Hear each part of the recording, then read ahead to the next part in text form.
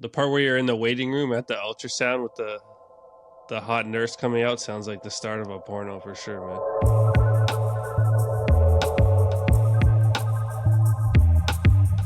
Welcome back to the Bunt, the People's Podcast, and y'all know exactly what it is. I'm D Jones. I got my main man, the Ghost, with me, and we got Jay Burrows and Ants One behind the scenes. It's a cool Ghost, thing. here we go again, man. Like clockwork. Tell them what we're working with this week. Yo, massive week in Studio E. You get me. Starting it off, interview, Josh Pall, keeping the Australia theme popping, because you know we love it down under. Then straight to the post office, and of course, the NFL's heating up. Little NHL and NBA talk for the people, man. Exactly. Make sure to follow us on Instagram at The Bunt Live. Hit us up on our YouTube, youtube.com/@TheBuntLive. Head over to our Patreon, patreon.com/The Bunt, and then thebuntlive.com. Man, you can always check out what's going on with our foundation, the Bunt Live Foundation. Always doing it for the kids. Got something super special planned at the Skate Loft Christmas party for the youth. That 15 and under best trick contest about to bang y'all over the head. We ain't got nothing for the old dogs. We doing it for the kids when it comes to the contest, man.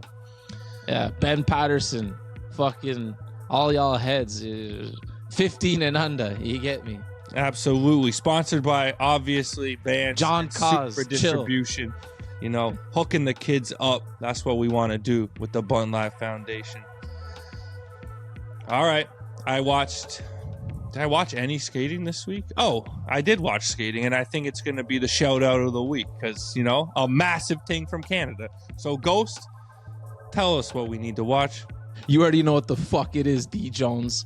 It's Shoutout of the week, brought to you by The Den, your home for all the highest quality skate videos, man. It's free with over 2,000 videos curated by people like us at The Bunt, built to preserve the classics and feature all the newest releases in the highest quality, man. It's available everywhere, Apple, Android, on the web, the big screen with Apple TV. Get in there free and watch your favorite videos. Enter theden.com/bunt. You know I had to pull up to my hometown last weekend. MTL, Montreal, what's up, baby? The Dime video, you know what I'm saying? Epic. Congrats to all the boys over there. Proud of y'all. Another banger for the skate world to enjoy. I'm not gonna lie, was quite drunk by the end of it. So Will's part was hella blurry. So it was real nice to watch it again on Wednesday, sober with Johnny Purcell. And Will, been one of my favorite skaters for years. If you haven't seen it, go watch the Dime video. Oh, and a bonus shout out, Alexis Ramirez. Sodi season, another fucking banger in the running. I feel like he should have put it out in January and just started his campaign for next year. Yeah, whatever. But doing his thing, Alexis Ramirez, that part was straight fire. Switch 180 front feeble back one like butters. I do up there. Go watch his part now at entertheden.com/bunt. You get me. And I mean, I just got to witness from home, but a massive shout out to Josh Clark and the Dime crew for clearly putting on another epic event. Ain't nobody doing video premieres in venues like that, man. Bro, the church, fucking, I thought it was just a graphic when I saw that on the story. Pulled up in real life.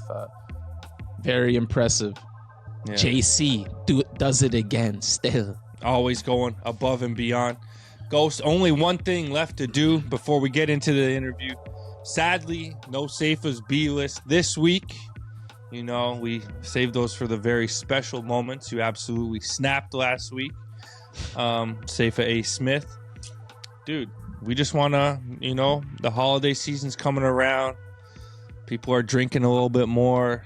They want some cold beers in Toronto. Where should they go? You know what I'm saying? It's T-Dot. It's winter. You want a cozy little spot to get a little buzz popping. You know what I'm saying? To me, that's Farside in the East End. You might even run into our boy Joel Scullard over there celebrating coming in second last. Farside, Toronto. Gerard and Broadview. Go get a Beamer. You get me. All right. Enough said. Let's get this interview cracking. Yo, Shred. I almost said that.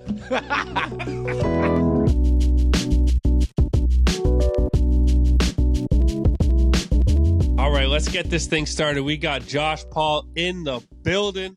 What's cracking, man? How you going? Thank you for having me. Hell yeah. So, Josh, I don't know if you listened to the pod. Maybe after I asked you, you checked one out. But we start every show off the same. You got to hit us with your favorite skate moment and your favorite sports moment. All right, I did do a little bit of research. To be honest, I haven't listened to the pod in a couple years. I don't listen to really like any skate-oriented podcasts, but skate moment. When I was like 14, I did a demo with Josh Casper and Canteen Russell. It was like I skated for a Christian board company called Eternal Skateboards, and there was like a big fair like down in Sydney. I lived up in Queensland. We went down to Sydney at like the big Hillsong Church, and they got Josh Casper, Canteen Russell flown in from America, and that was kind of like my first time like skating with pro skaters. Like I was from a small town, you know, so I don't know, just like not just seeing. I've been to demos before, but like seeing them in person, but also skating with them, like alongside them, and like, you know, doing tricks and getting props and that sort of thing. So I don't know, that was just like a random one that just stuck with me. That's dope. And for the sports moment, I don't know if surfing's really a sport, but there was like last year. So like every year they run it's like what is it? The Eddy in the North Shore of Hawaii, and it's like a big wave surfing event in Waimea Bay, and they try put it on every year, but they only put it on if the swell gets to like 20 or 30 feet or whatever it is. So basically in the last 14 years, they've only ran it maybe 2 or 3 times. But last year, the swell got big enough, and the dude who won it was actually like an on-duty lifeguard that took his break during his heats for that event. No. He went out, surfed it, won the event, and then like got his award, all that, and then was like, "Hey, I got a dip. Like I'm out. I'm still working." And then went back to work, and then like continued like, I don't know, making sure the public was safe and all that, because it's like, it's gnarly. Even as a spectator, like kids could get washed into the shore and like, you know, get cleaned up. But that's a really sick one. That's a crazy one, I think. For someone who knows absolutely nothing about surfing, like how is it scored? It's kind of similar to skating, where it's like pretty subjective in terms of, I could think someone's style is way sicker than what your opinion is or whatever. But they kind of, I mean, maybe big waves, it's a bit like size of the wave, because it doesn't matter what you look like going down the wave. Like that's fucking gnarly. Like, I don't know if you like, if you look at waves from the shore and it looks crazy, it's going to look 10 times crazier when you're like on your belly, like looking up at that thing. So that, like, I don't know, I think that's probably easier. But then like regular contests, like, I don't know, there's like, I actually follow it like during the season and everything, which is like pretty nerdy, but like there's always like, I don't know, it's mainly the Brazilians. They like, they hate on like the judging and think it's rigged, and it's like the American bias and all that sort of stuff. But I mean, so it's basically style. You're just judging style. No, well, all right. So there's like, people do airs, or people like carve and do like nice lines and turns in the wave. So those like the two things. But relating it to skateboarding, like, I don't know, like maybe like carving in that is a more stylish thing, and airs is just like a really like, I don't know, like a boring technical thing. I don't know. I couldn't really think of the comparison, but I don't know. Either way, it's cooked, and it's like, everyone's always hating on judging for that thing. It seems like it would be hard to judge, and someone would be unhappy at the end of it. 100%. Every contest. Yeah, I don't know shit about surfing, but it's hard as hell. I've tried twice, and I have a whole new appreciation ever since the first time I failed for 2 hours. Yeah, man, it's like, it's fucking hard, but it's like the funnest thing. And like, I mean, it's not bad just being in the ocean, and like, I I don't know, it's like a beautiful place to be, but it's fucking hard. And it's like, I don't know. I started again recently when I got injured, and it's like, it was like the skating 2.0, you know what I mean? Like starting fresh. And then when you like baby steps learn the next thing, it's like that same excitement and hype that like makes you want to like keep going. But like, yeah, it's definitely like the sickest thing besides skating. Yeah, speaking of baby steps and getting started, take us back to the beginning. Where'd you grow up and how'd you get into skating? I grew up in a small town called Karoi. It's in the Sunshine Coast, which is in Queensland. Classic story. My brothers both skated.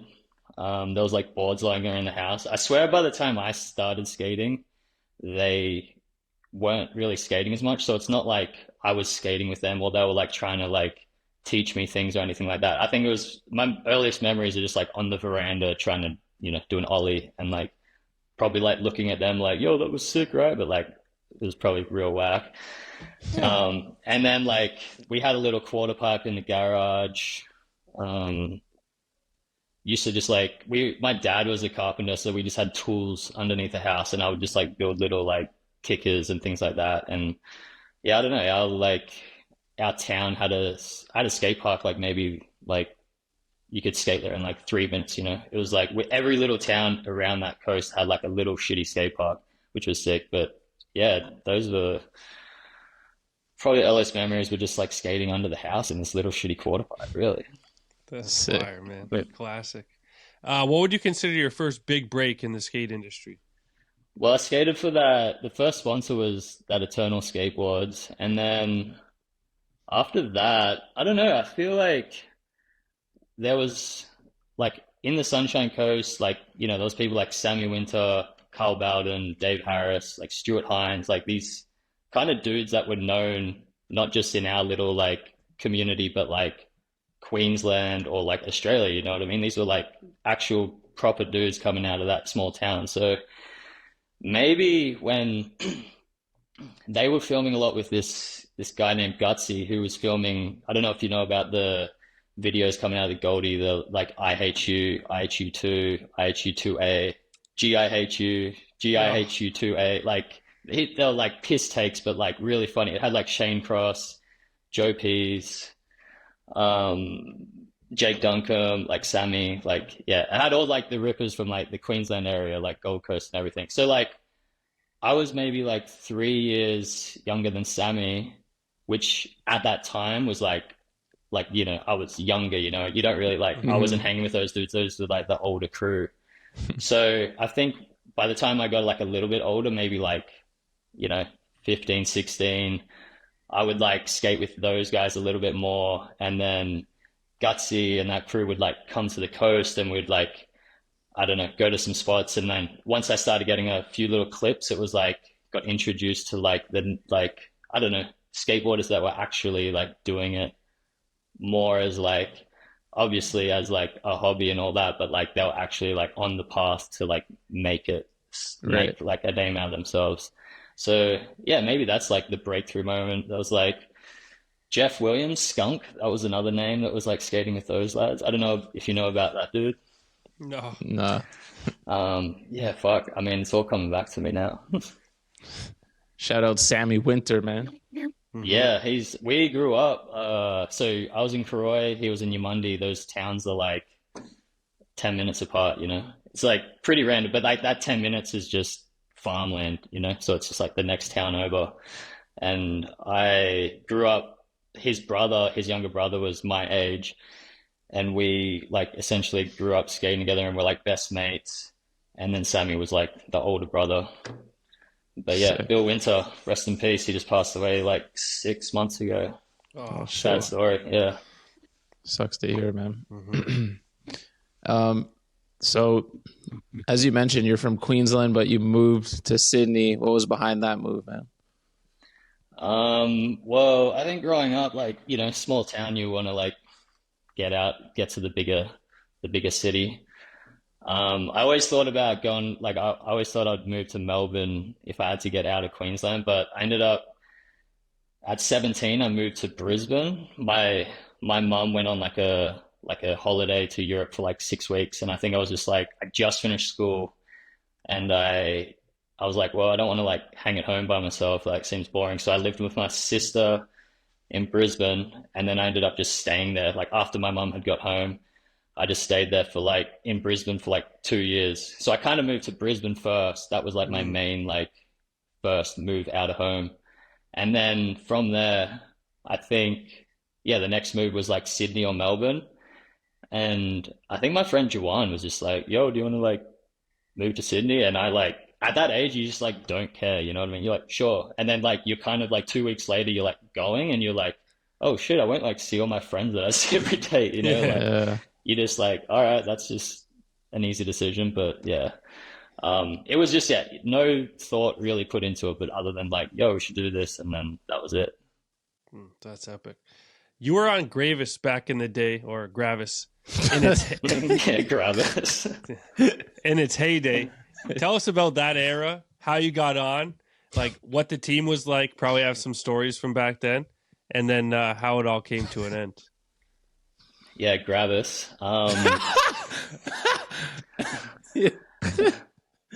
I was skating for Habitat Skateboards, I think, at the time. So Cameron Sparks was the team manager. He was handling Alien Habitat, Gravis, and Analog. And I don't know, I think I was just getting boards for a while, and then I didn't have a shoe sponsor. Sparks wasn't really offering me shoes. It kind of took a minute. I don't know what was up on his end, but after like a while, he was like, yo, you should ride for Gravis. And I'm like, sweet, like I'm down. So I don't know, Sammy was already riding for them. And I think, I'm not sure, like maybe like, you know, Dylan was coming to Sydney like pretty often. And I'm not sure if like we had met before then or what that timeline is. But I think, yeah, I think just through the Habitat connection with Cameron Sparks and Sammy Winter, like started getting flowed shoes. And then after that, just slowly going on trips. We did a trip from like Sydney to Melbourne. Like Dylan was here. I was with Sammy. Ryan Wilson was like the analog connect on that one. And then maybe after that, when I had started traveling to the States every now and then, we did like a demo trip, like a LA to, what was it? LA to Denver, I believe. And we like went through Vegas, maybe like Utah. And we did like 2 trips in the summer. It was like 2 summer trips. So yeah, I don't know. Like it was kind of like getting the ball rolling. Like I think at that time, like this was like my first proper sponsor. And, you know, like started like talking about like filming something for them and all that jazz, and like, you know, starting getting paid. But I think that was around the time that, I don't know, shit hit the fan and the company just like went bust. But I mean, stories from that time, man, like, I don't know, all those guys were like super sick. Like Ryan Allen was handling the program. He was the man. Like everyone, like, like, you know, we still talk to this day. So like it formed friendships that like, wait, when you say, sorry to interrupt, but when you say talk, do you mean he just makes fun of you on Instagram whenever he can? Yeah, kind of, but he doesn't chime in that much. He doesn't talk too much shit on me. I kind of give him shit as well though, so it's like it's mutual. Love that. Hell yeah. But yeah, man, fuck, I don't even know where I was going with this, but the Gravis, yeah. I don't know. What do you want to know? No, I think covered it. Fucking Ryan Allen's dusty ass. Just sorry, threw off our train of thought. Yeah, as long as we get to that as the bottom line, I think it's a successful story. So you eventually made the move over to Passport and Nike, and released a pro part and colorway together. How was working on that project? And might have to go behind the scenes on that board slide slam too. Oh yeah, true. Fuck. I honestly, like, I was even like talking about it today. Like, I know that like CTE is a thing now, and I'm like, fuck, do I have like some shit going on there? Because my memory is like slowly fading, and I don't know if it's like old head things or if it's like from that. But yeah, anyway. Passport was, so Trent, who owns Passport, like started the company. He's from the Sunshine Coast as well. So we like kind of knew each other growing up. He was slightly older, lived in a different town, like that sort of thing. But we'd see each other at skate contests, blah, blah, blah. And I think during that like Habitat period, he was kind of like bugging me like, yo, you should like ride for Passport. And I'm like, you know, it's like a new company. I was hyped on Habitat. I didn't want to be one of those kids that like, when the next thing popped up, you just jump on that and just like have like 20 sponsors, you know what I mean? So once I had like the thing I was stoked on, I was like, this is it, you know, like I'm good. So even before Gravis, I think I rode for like Osiris for like a month and then like Etnies for like a couple years, but like trying not to jump too much, you know, to the next best thing. But yeah, anyway, I think when Habitat, it like got bought out, the distribution or whatever, so it like changed hands, and it kind of seemed like the perfect transition to go from one board sponsor to the next. So at that time, I don't know, like I probably didn't even quit. It probably just like everyone just left, so it was just like I didn't sign up to the new part of it. So that's when I like agreed to ride for Passport, which was like obviously probably the sickest, I don't know, the best decision ever in the long run, because it's kind of the dopest company in my eyes. And then after that, maybe like Gravis died like maybe a year later or like 2 years after I started riding for Passport. And once that died, I guess I had just filmed maybe like enough stuff where like, okay, like I should be able to get a new shoe sponsor. So I think, I don't know how Nike came about, but maybe Midzi approached me and was just like, asked me if I wanted to ride for them. And yeah, I don't know. I think it was just like kind of the easiest decision was to skate for Nike because they were the only ones in Australia actually doing stuff. And then sure enough, within like maybe 6 months, it was like, let's just film like a welcome clip, like, you know, like a 1 minute welcome clip. And then that turned into, hey, let's film a video part. Like we'll spend like a year on this or whatever. And then Midzi's like, well, why don't we do a shoe? Like we'll do like a Passport, like Nike shoe. So it just like spurred on this, like, it was like the snowball effect of, it just got grander and grander. And like, obviously I'm like, yeah, of course, like that's sick, like that's crazy, like make a shoe, you know what I mean? Like it was like kind of the start of like the quick strike things where they were starting to collab with every little small company like around the world. So I think it was just like right timing.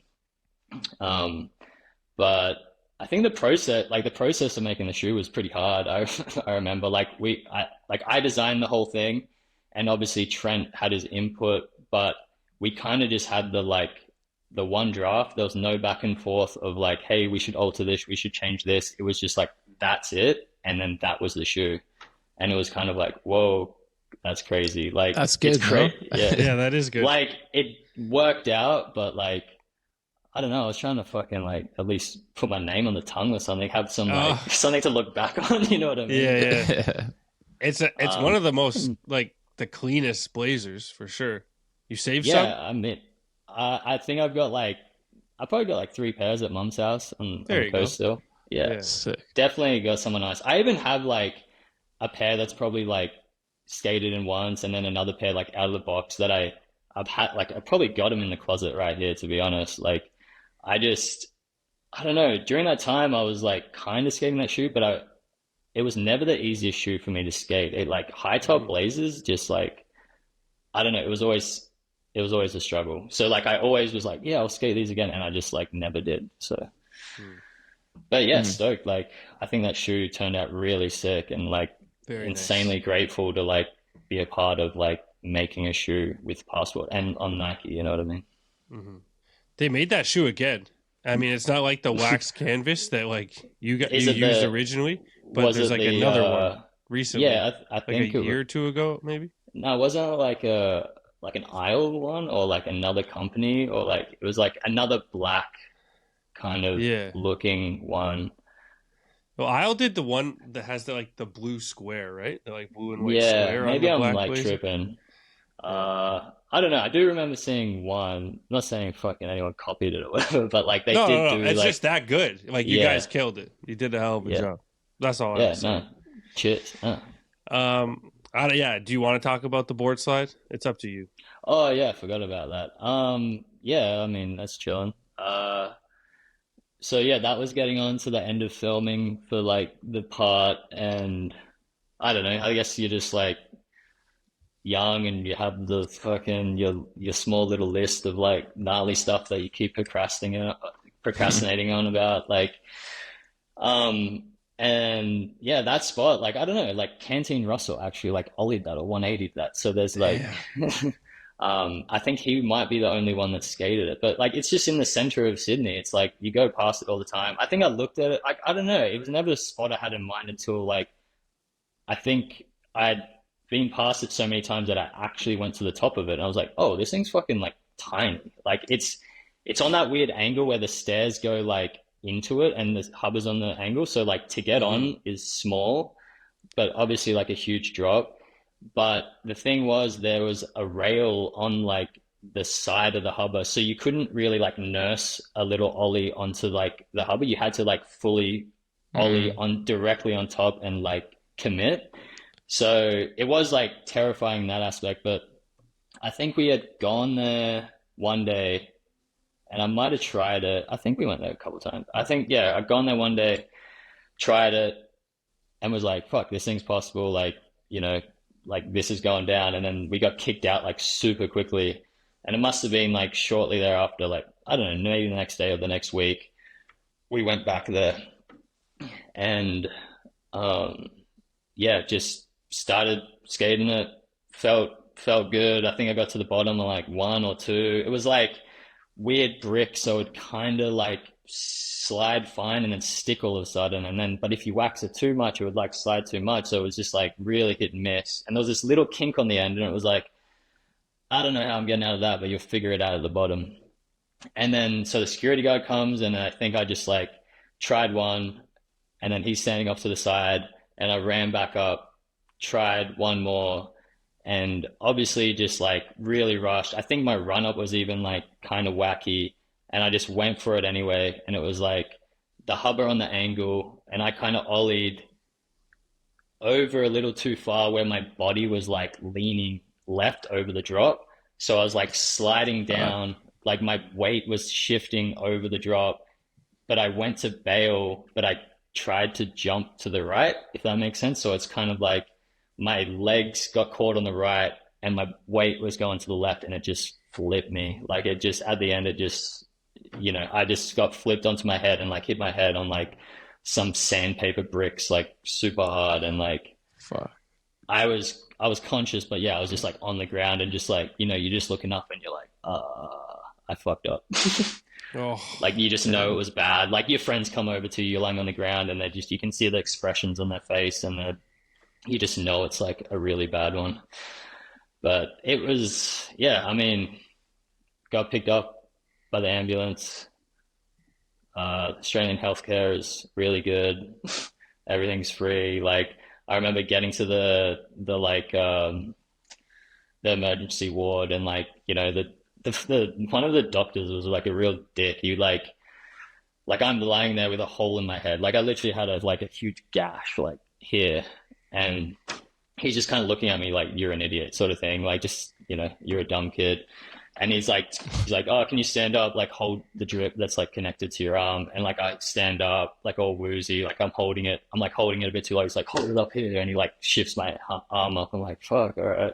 Jeez. And he's kind of like making comments like, fuck, there goes your modeling career and like shit like that. And I was just kind of like real salty at that. I was like, what the fuck, man? Like, but yeah, whatever. That's kind of what I remember. And then, yeah, got surgery, and fuck, I don't know.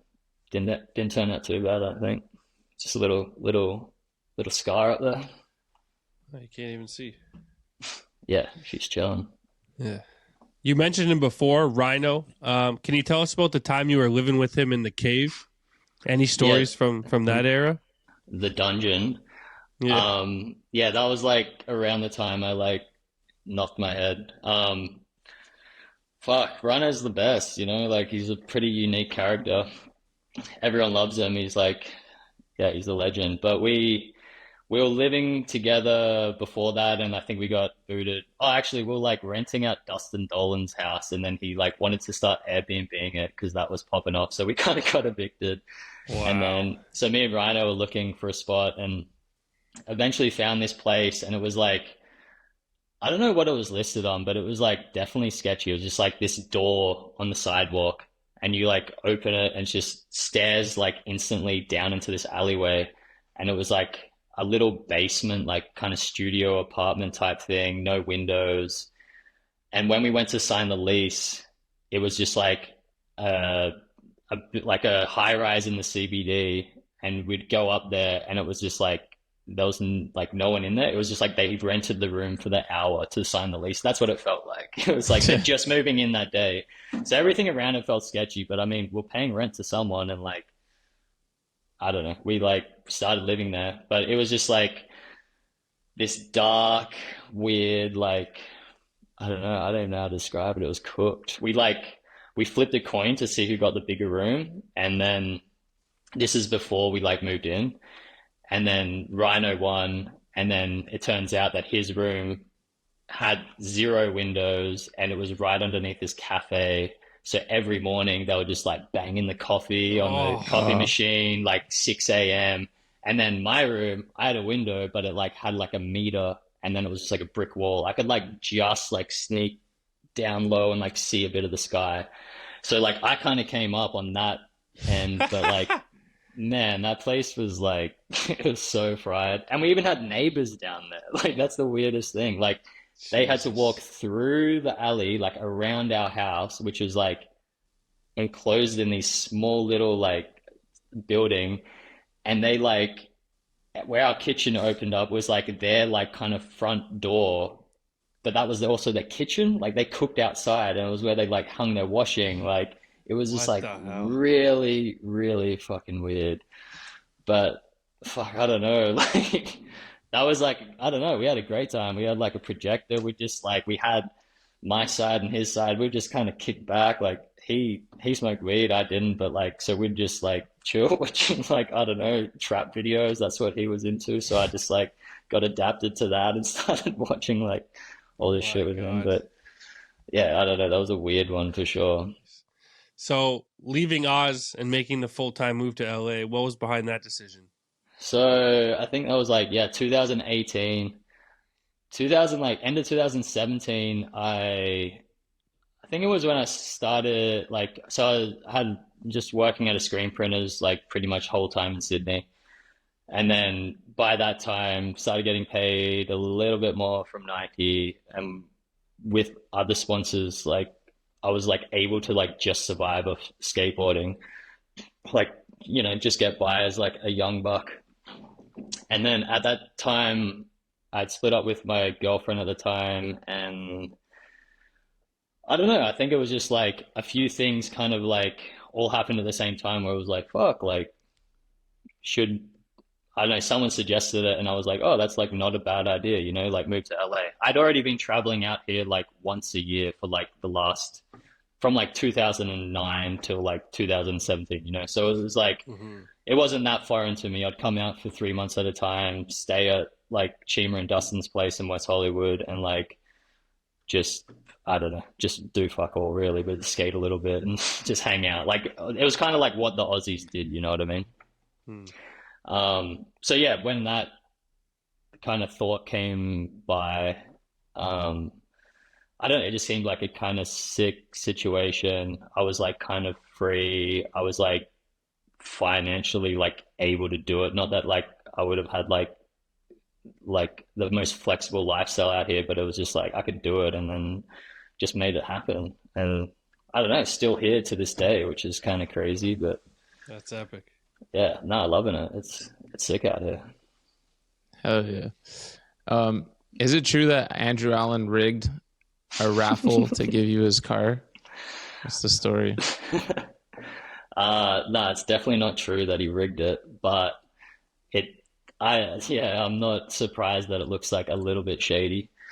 Um, fuck, I like entered that thing because it was like $100, and I was like, fuck, that t-shirt's pretty cool, and like I'll support the homie, you know what I mean? I'll like buy a raffle ticket. And then like the fuck thing is like he had a signed board, a t-shirt, and you get an entry into the raffle ticket. And then I get the package, it just has the skateboard in it and no t-shirt. So I was like, fuck, like what was the point of that? You know what I mean? And then, but yeah, we're like mates, so like I would see him and like, I kind of was like joking with him, like, yo, you better clean that thing before I pick it up. You know what I mean? Like, you better Oh clean it shit. before I like win the raffle.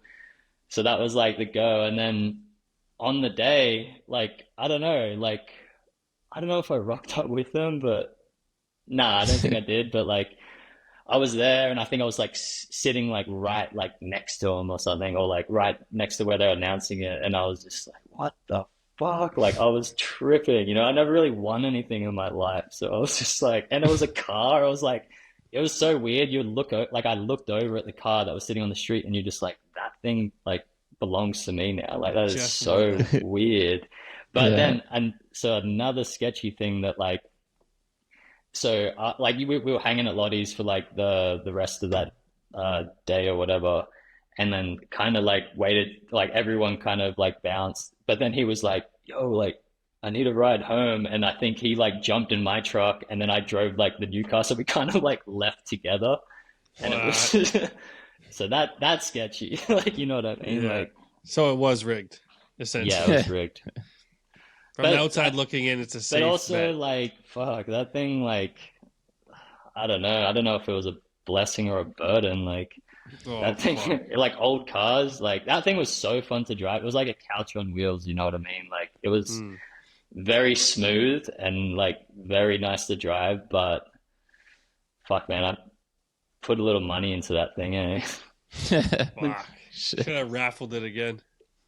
Well, a mate, like as soon as I won it, one of the mates that work at the Supreme store offered me like two box logo hoodies for it. And at that time, you could probably, I don't know, make $1,000 off that. So it was like, damn, should I make like $1,000 right now? Or like, like I could sell it for a Yeah, thousand yeah. dollars right now. And then I was just like, no, fuck it. I want to drive it for like at least a month or two. And then that just turned into like way too long. But Shit. whatever, no regrets. No, that's a funny story to have.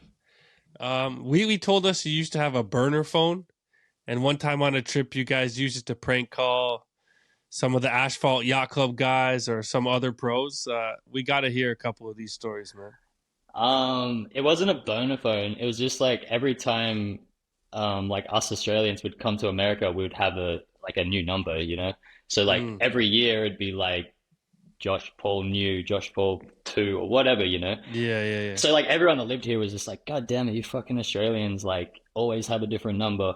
But that year, like because I was the one with the fresh number, I didn't have anyone's phone numbers, and I at that time I didn't even know like professional skateboarders really. So we were on a trip. I think it was like a Vans trip that I tagged along to SF. It was like Chima, Kyle Walker, like John Ciano, and Wheatley was filming. Uh, Cody must have been on it, but we were just like in the van on the way up or on the way back, and I was just like, yeah, use my phone. Like they're not going to know who it is, you know what I mean? So Wheatley's the man, like I don't know, he's good at that shit. He was the one pranking everyone, and I don't know. I think he tried to call Dill like a few times. He definitely got a hold of like Mark Appleyard and was trying Oh to put shit. him. He was trying to put him on the yacht club, and like I swear, like Mark Appleyard like skated for Vulcan for like 10 plus years. So it was kind of like I don't know. He was dangling the carrot, and he sounded like semi keen. So we were just like, oh Oh my god, fuck. like it was pretty good. And then fuck, who else? There was a lot of calls because like still to this day in my like contact list, I just have like don't answer one, don't answer two, like all these numbers. Because like if we try to call them that day and they try to call me back like the next day, like I'm just obviously not going to pick up. But I just like Yeah. saved it, so I knew it was like not a friend trying to get hold of me, but just like this number that we like pranked the day before. So like in my phone, I have like DA1 to like 20. Jeez, and then like you guys went on a spree. And then throughout the years, like meeting like certain people, like they'll give me their number and it'll just like already be in my phone and it'll be like DA13 and I was like, holy shit, we tried to call you. Like I don't tell them that, but like I just like, holy shit, like still, yeah, in there. Pretty funny. That's wicked.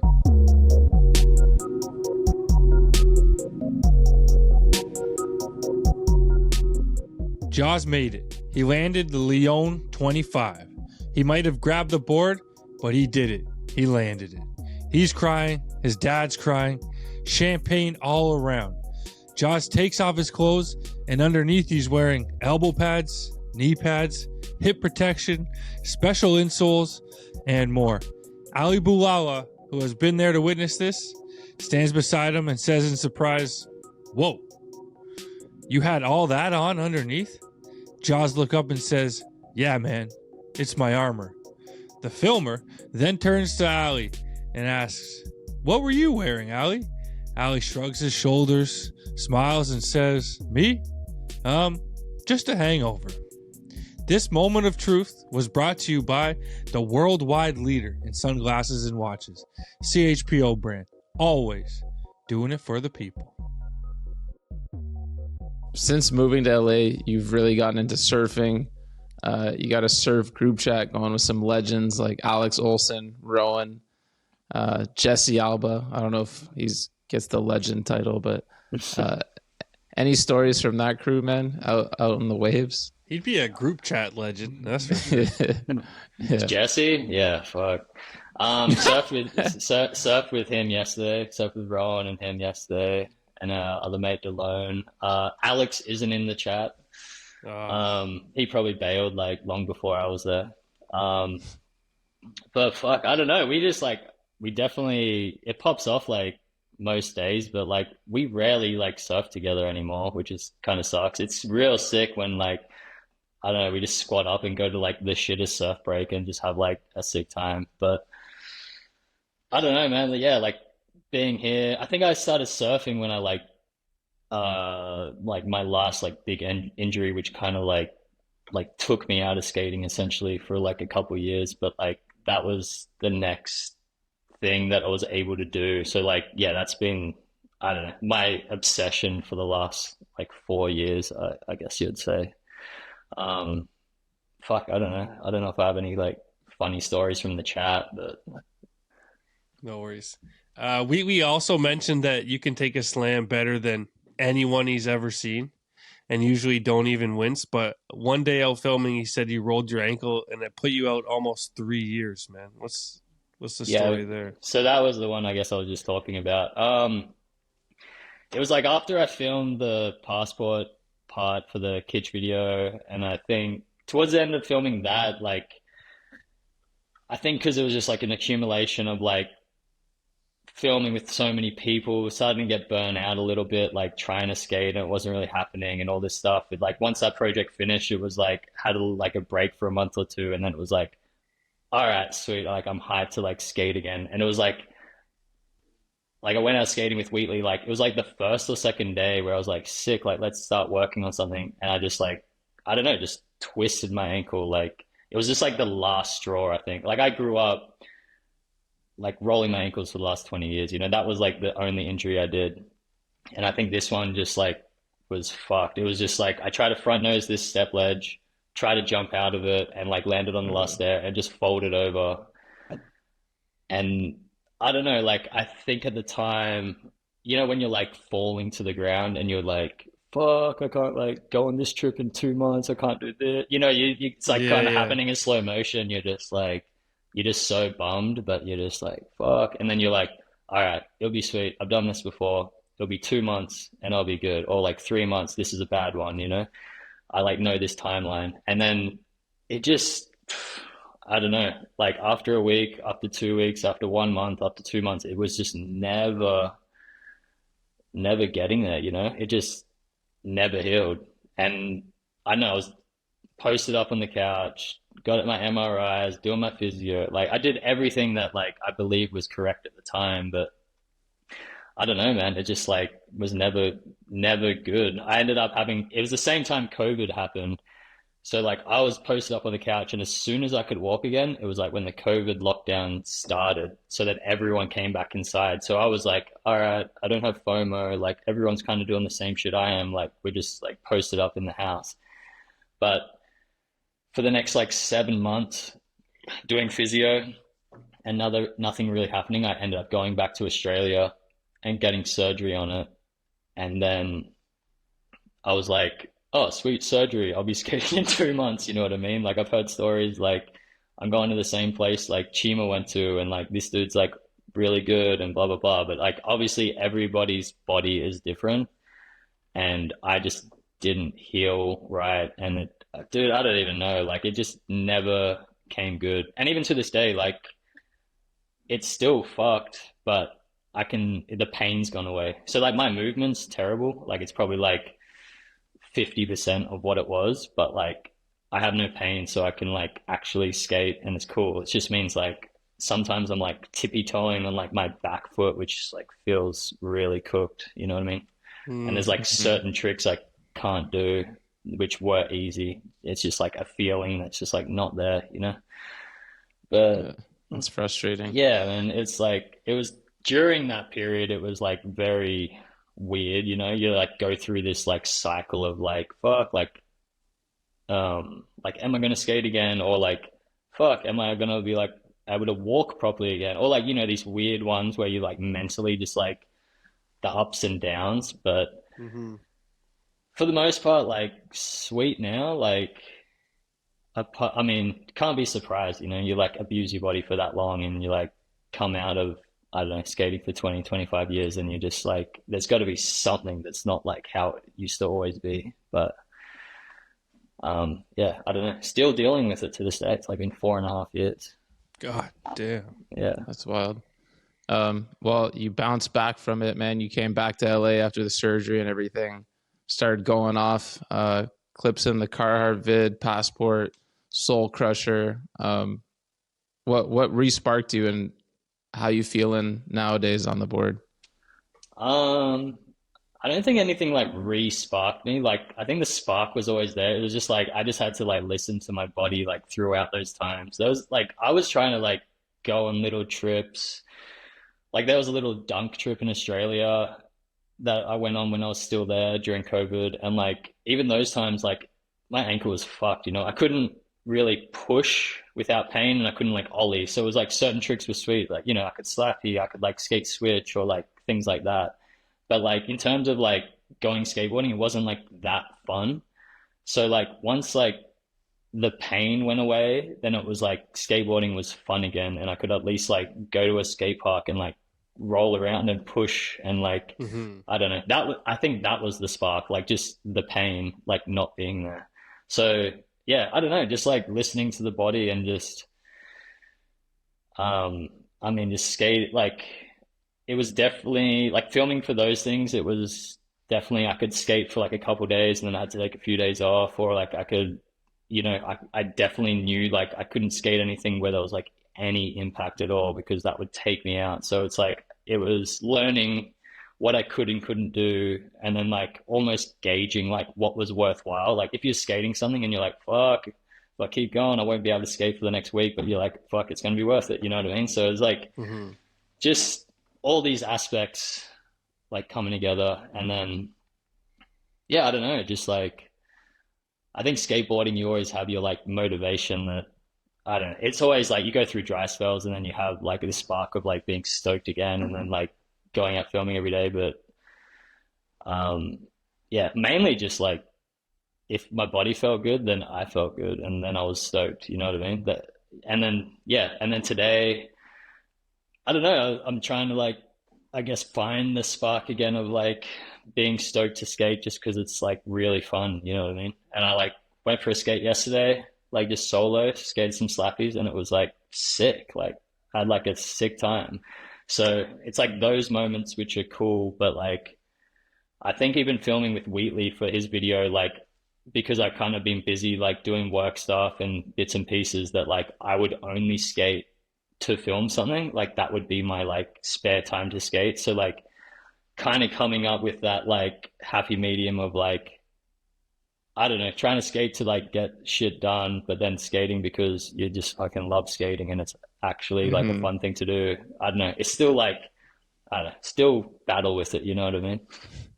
Well, For sure. you killed it in that video, man. The video came out great and your section was sick. Thank you. I appreciate that. I mean, Wheatley killed it. Yeah, definitely. How rewarding was that long ass switch crook, man? That looked like it felt nice. Yeah, like that was, I was definitely stoked on that one. That was something I'd been wanting to do for like a long time. Like I'd always known about that spot, and that's like a trick that like kind of feels pretty comfortable for me on like things like that. But that thing is so crusty that like I'd been there like I'd probably been wanting to do that for like 7 years, you know. But like throughout the years, I'd been like I'd probably looked at it like once or twice, and I was like, this thing's fucked. It's so crusty. Like I don't want to skate this thing. And then around about the time that I skated it, like I'd just seen like other people had been there a bunch, so I was like, well, obviously it's probably a bit more like worn in or better. And then just so happened to be like that, and then just I don't know, went there like maybe twice or 3 times, and we got it, and I don't know, I was fucking hyped on that one. So sick. Hell yeah. Tell us a little bit about how you got into framing and how that's going for you now. Yeah, so I told you how like my dad was a carpenter, had tools in the house. That kind of like sparked the early onset of like just making stuff and building things. So I think I've always had that in me of like being a bit crafty. And then it would have been in Sydney, maybe like similar time to when I started like thinking about moving to LA. I don't know, I just had no like artwork or like pieces that were like, I don't know, like you just have in your home. And I like had been to people's houses, and I was like, you'd see these huge frames, and it'd be like these nice photos, whether it's like a skate photo or like anything, you know. And I'm just like, fuck, I like kind of want that eventually. Like I want things that I will like hold on to for the rest of my life. So, and I knew framing was expensive, so I was like, well, I'm never like I'm not going to go somewhere, so like I'm just going to start trying to make them myself. And I think at that same time, it was like Trent Evans, like Passport Trent, his girlfriend at that time, she's an artist, so she wanted these pieces framed up. So we did a trade. She bought me all the tools, and I framed all her pieces up. So that was the way I acquired the set of tools. And then after that, I started like framing stuff myself, and then like for my friends, and then like it kind of spurred like a friends of friends thing, and like blah blah blah, and then turned into like a mini business.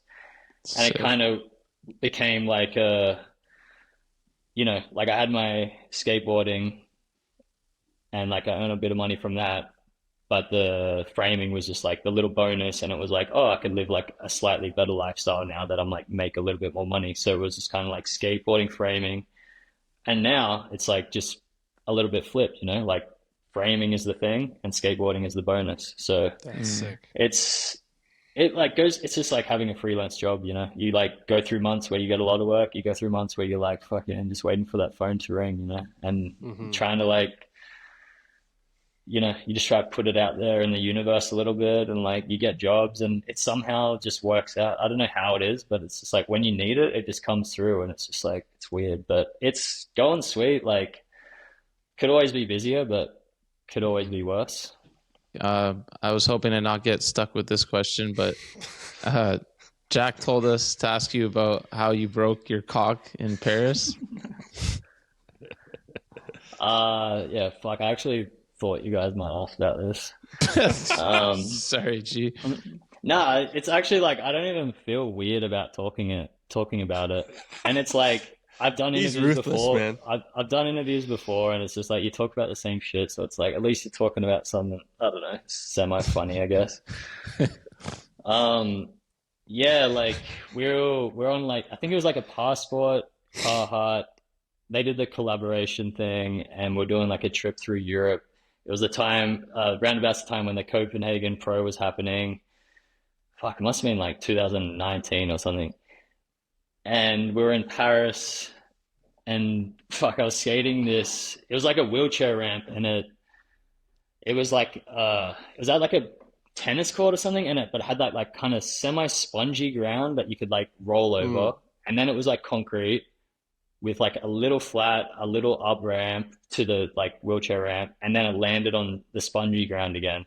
So it was like this real awkward, like kind of like you run, jump on, you're like real slow, but then you get on the concrete and it's fast, and then you kick it, like you go over the kicker and then land on this like shitty ground.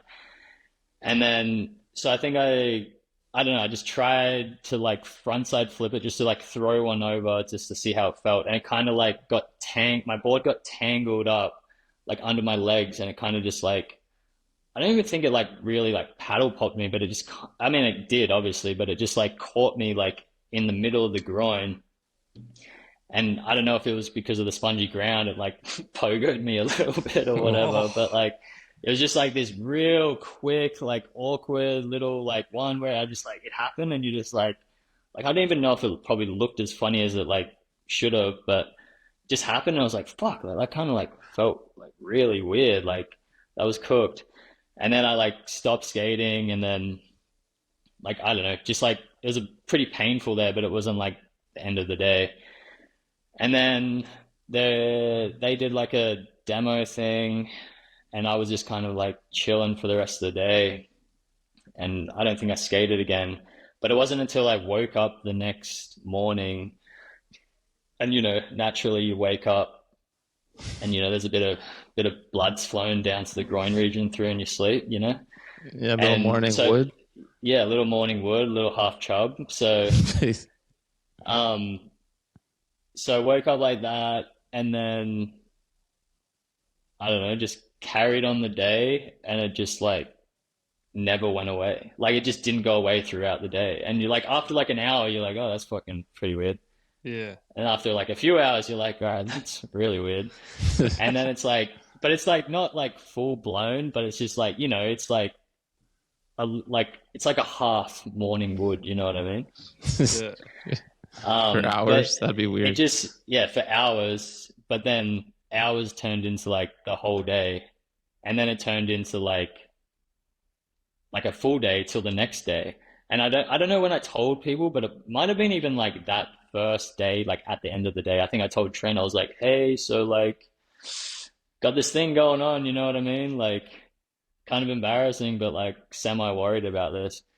And his brother's like a paramedic, or like works in that world somewhere. So, or maybe he's a GP. So, he was like, oh, I'll text my brother. He can like tell you right now, blah, blah, blah. So I like was messaging Trent's brother, and he was asked me like what was going on, blah, blah, blah. And he's like, fuck, this like could be quite serious. You should probably go to like the hospital like straight away. And I was like, oh shit, like I thought this would just go away, the next morning. Mm-hmm. So I was like, all right, like let's do this. I'll just head to the hospital. Like went back to the hotel, got my passport, and like just like Ubered there solo, and then went to the hospital, and it was just like this real awkward, weird like translation of like trying to explain what I'd done. But like, I think the security guard spoke a bit of English. So he was trying to translate to the lady at the front desk that like what I was in there for. And I'm trying to like tell him like, oh no, like my like penis is like, like, I don't know, like, I honestly can't remember like what I was saying, but so they end up like putting me through, and then like, I'm getting like an ultrasound in there. Like, I'm just like, it's like weird. This hospital is like weird too. Like Dustin actually like recommended me to this hospital because he was living in Paris at the time. But I swear, just like they're like, oh, go over to section like 3, like this ward over here, and you go over there and there's no one around, and you're like, what the hell is going on? I was like in this waiting room by myself for like probably like 20 minutes, and then this like kind of like cute not Russian, like French nurse like comes through, and then she's like, like we're good, like ultrasound, and then I'd just be like, okay, and then I'm just like lying there, and I'm just like getting an ultrasound on my junk, and it's just kind of like really fucking weird, man. Like it's like really strange. But anyway, so like I like nothing happened. Like this was the same for the next week. You know what I mean? Holy. This was the same for the next week on that trip, and then Did you skate like that? yeah, like I think I filmed like 2 or 3 clips that were like in the Kitsch video. Damn. Damn. Yeah. Yeah, there was definitely clips I could like, if I saw them, I could remember which ones, but film certain things. It was just like you had to wear just tight boxes, and I don't know. Let us know so we could play the clips right here. Yeah. All right. So I did a line, I don't know what the spot's called, but it's like the kind of like high marble curbs in Paris where I think I do like a fakey back lip, the whole thing, pop out, fakey tray, then like a half cab crook to grind down a ledge. That was one of them. I did like a ollie over like a barrier into like a steep bank. I kind of like land close to the water. And I don't think this isn't in the video, but that spot in Copenhagen, like the double banks that everyone skates, like the really popular spot, I do like a fakie flip grind on that into the double bank. Sick. So yeah, those are 3 things. Yeah, there might have been 1 or 2 more, but man, like, yeah, I definitely remember like being like running up to these things and being really uncomfortable, and you're constantly like kind of like, you know, like fiddling with your underwear and stuff like that. Like, fuck. Yeah, That's pretty crazy. whack. So then it just went away after time? Oh yeah, so I stayed in Europe for the rest of the trip. I didn't go home early or anything. And then I went back to Sydney and then went straight to the hospital. And then it was like, I think they call it like a parapism or something like that. It essentially, I like burst a blood vessel in my groin, or like one of the main vessels like going to your dick. And what had happened, I guess blood could flow there, but it couldn't like flow back. Oh, so shit. It's like potentially like pretty gnarly, because like you could have like you could be pretty dysfunct down there, you know, for the rest of your life. Like, Yeah. Fuck. so kind of scary. But I had to get like a surgery where I guess they just like, I don't know if they like tied something back up or like whatever, but after surgery it was like sweet. Well, not sweet, but like on the mend. That's crazy. Dude, But yeah, it was like probably 2 weeks or something. the part where you're in the waiting room at the ultrasound with the hot nurse coming out sounds like the start of a porno for sure, man. Well, just like I can't even like describe the like room. It was just really would've weird. been Like epic. it didn't seem like a normal hospital. And there was like 2 of them or something as well. But the fuck thing was like she did the ultrasound, and you know, you're just there just kind of like, I don't know, it's just awkward. And then she kind of was done, and because they use like I don't know, gel or whatever doing ultrasounds, she kind of just like I don't know if she like chucked them, but it was just definitely like the paper towels, and it was just like here you go. And then like she walked out of the room, so it was just like clean yourself up sort of thing. And I was just like, all right, sweet. That's crazy. Yeah, it was a strange one. That's a wild story. I mean, you already spoke about this one, but Sammy asked us to ask for the story behind Eternal Skateboards, man. What was up with that brand? It was so a Christian board company out of the Sunshine Coast. I think myself and another friend, Kristen Famularo, one of my best mates growing up, we both like were just doing little contests around Sunny Coast, and maybe they were at one of them. And yeah, we're just like, do you want to be sponsored? But the sponsorship was like, you can like buy the boards for like cost price, you know what I mean? It wasn't like, here's some free boards. It's like, here's some $35 skateboards. And we're like, fuck yeah, like that's sick. Yeah. So we started writing for them. And then I think it was like really early on that they were making like some new graphics or something, and it was probably Kristen was just like, oh, like put our name on it, you know what I mean? So like at like 15, we like got these boards that were like had our name on it. Essentially, were like pro boards. Like everyone was saying, like, "Damn, you got a pro board," but like it definitely didn't feel like that. But it's like, well, I do have like a skateboard with my name on it. Like it's pretty fried. But the graphic was like it was the text like eternal, and then like in the text was like a photo, and it was like a trick we did. So it was like for me, it was like a backside flip down this 3-block called Dinos, which was on the Sunshine Coast. But because they like printed it, like I don't know, they didn't like Photoshop it or anything. It was printed, so I was doing a switch backside flip. It was like reversed or whatever. So it was just that, and it just had my name, like Josh Pall, and it was just in very like straight up, like I don't know, the first font you'd get on like Microsoft if you just typed in your name. That's you know sick. What I mean? Like,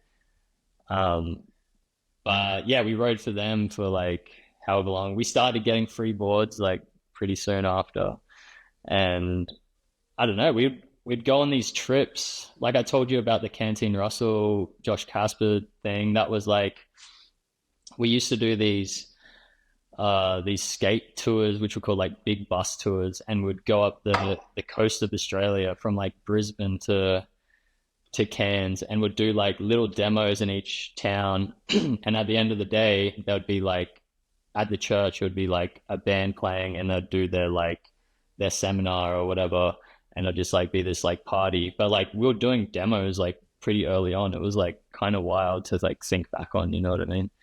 And even more weird, we used to do these trips down to Sydney, and we used to go through schools, and we used to like, they used to like preach, I guess, and we would do like a demo, but the demo would be like lay kids on the floor, and would just set up a kicker and just like see how many you could ollie. But yeah, that's sick. It was kind of sick because like I don't know, I would have been like 15 or 15, 16 maybe. Like I was the same age as like people going to school, so it was just weird. Like they were kind of like, who's like, you'd be signing autographs and stuff, which is fucking weird, you know what I mean? Like they were like, damn, who's these like skateboarders, you know? And I don't know, it was kind of strange, but like kind of sick also. Yeah, weird one. Did you have to pay for the boards with your name on them, or were they free by then? Nah, I think by then we were getting them for free. But that would have been sick. I mean, yeah, fuck, I can't really remember. But I think my friend was more like, I was just like, yeah, sweet, like whatever. Like I'll just like, I agreed to everything, and then he was just like, this is whack. Like we gotta like buy these things. Like we're skate. Like you know, he saw it from like, we're doing a job for them, you know, like they're making money, not making money, but like they're like using us for this. So he saw it more from that side, and he was kind of like the one that would speak up more, and I would just be like, yeah, cool, like whatever whatever happens, you know what I mean? Yeah. So what's next for Josh Pall, man? Fuck, I don't know. Kind of like trying to think about that lately, you know? I'm just like working, surfing, skating. Just, I don't know, trying to like live that retired lifestyle until I figure it out, you know? Doesn't sound so bad. Yeah, sounds pretty fucking epic. Nah, it's not bad, but should probably get my shit together, to be honest. Yeah, I don't know, like skate-wise, maybe try film something else, or maybe, I don't know. Yeah. Maybe hang up the boots, we'll see. Nah, not after the last part, man. We need more, dude. Keep holding those crooked grinds, man. The people want to see it. Inspiring people with those crooked grinds. Yeah, I mean, yeah, maybe learn some new tricks. I don't know. That's always a good one. Yeah. Yeah, fuck, I don't know, eh? We'll see. Nah, life's good. She's all good. I can feel the heat from here. Yo, it's Rapid Fire with the Ghost, and this week we're honored to be brought to you by the best damn boards in the game. That's right, it's Real Skateboards. Who else is making shapes and molds like them? Whether you're looking for the true fit mold designed specifically for shorter length and wheelbase decks, the Easy Rider mold for all you mellow concave fans out there, or a Shoudware's signature twin tail shape, Real has you covered with any type of deck you're into. Backed by one of the best teams in skateboarding, in my opinion, the best. How many sodas they got over there? You know what I'm saying? We even heard Nicole Haas has a new twin nose shape in the works. I, for one, can't wait to try one of those out. Find Real at your local skate shop, including Faith Skate Supply, The Drive, Borderline, 303 Boards, Embark, Primary, 808 Skate, and Anchor Skate Shop. Real skateboards, baby. The only board. You ready to make it pop? Yeah, let's do it. Favorite skater?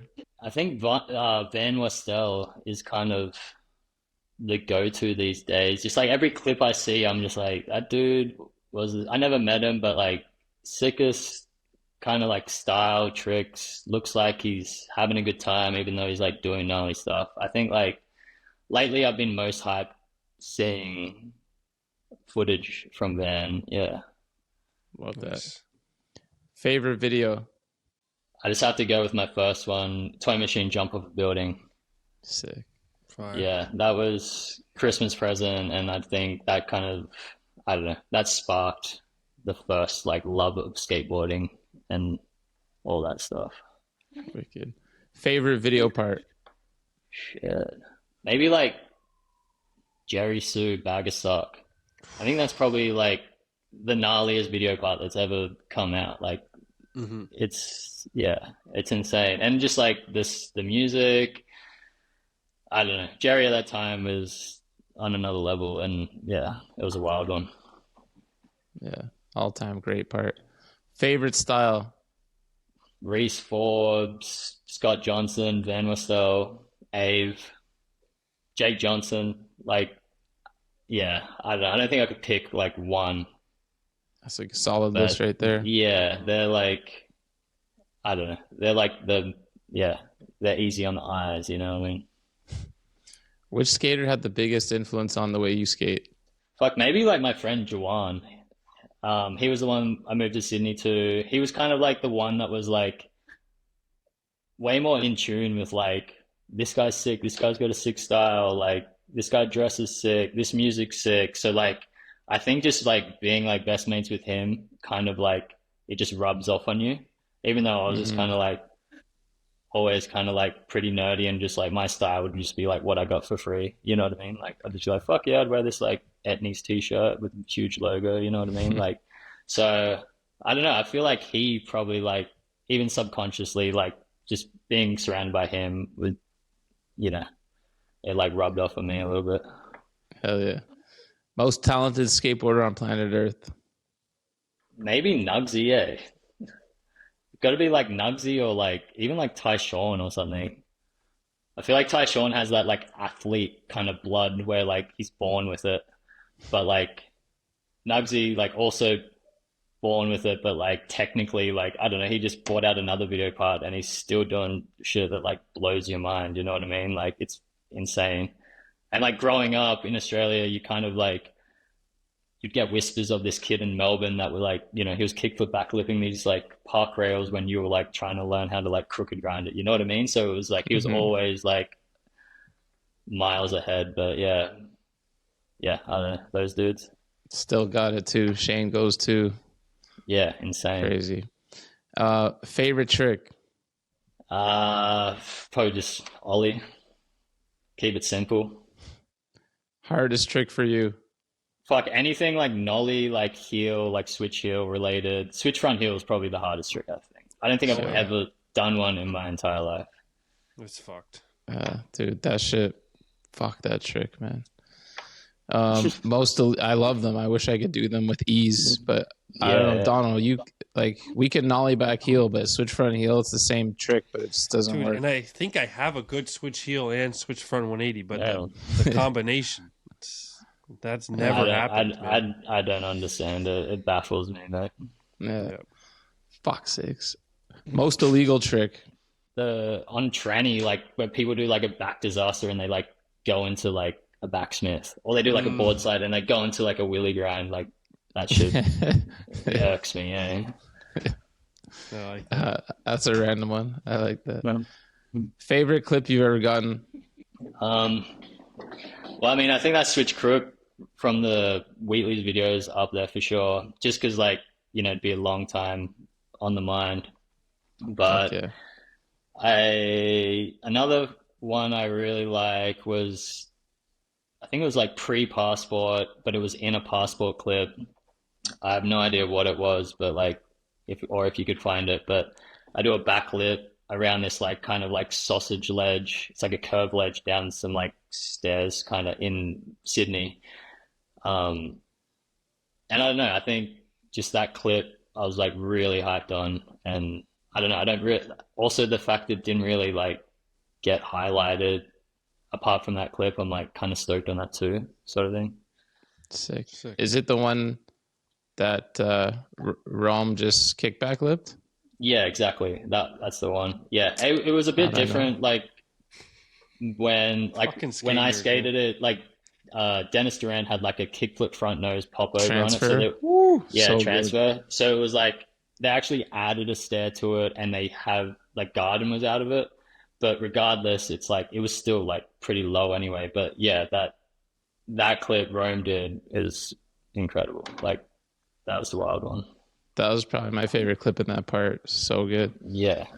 Worst trend you've been a part of? I don't know if it's a trend, but like when I rode for Eternal, they made like longboards, but like the longboards that like, you know, people on the beach would cruise around on.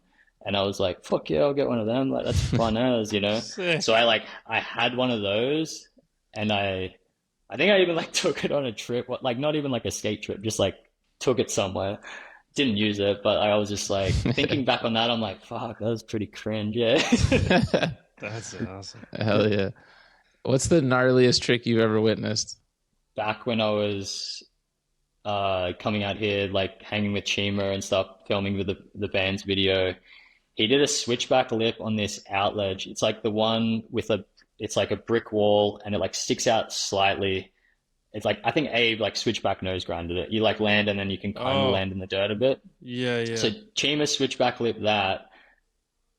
And even now when I think about it, like because of the walls there, and you got to kind of like go past the wall, but like dip back. And even like the fact that switchback lip's the most like cooked trick ever. Like, I don't know. That's a fucking, I can't like, it kind of baffles me how he did that. That is fucking gnar.